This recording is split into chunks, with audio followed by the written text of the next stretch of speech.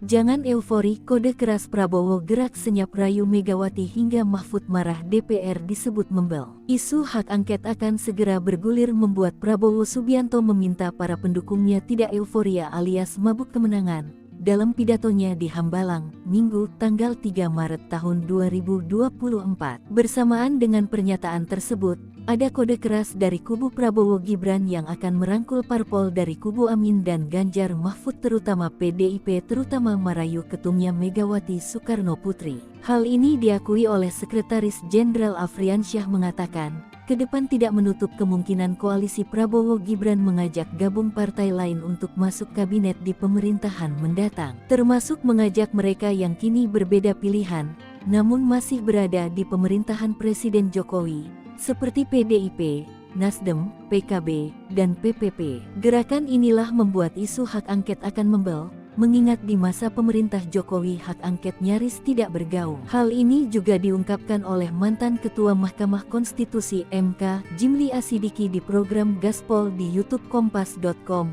Sabtu, tanggal 2 Maret tahun 2024. Ia mendorong hak angket dilakukan sebagai check and balances DPR kepada pemerintah. Sebab, ia menilai, selama 10 tahun kepemimpinan Jokowi, DPR-nya membel tidak berfungsi dengan baik dan itu sangat tidak baik dengan perkembangan dan fungsi kontrol serta demokrasi. Maka itu, di tempat terpisah, Mahfud MD membantah hak angket digembosi. Cawapres dari kubu 03 pada Minggu 3/3 mengatakan, justru hak angket tetap jalan dan makin keras pompanya. Selain itu, Mahfud mengatakan, pihaknya juga menggugat ke MK karena sudah mengantongi bukti kuat.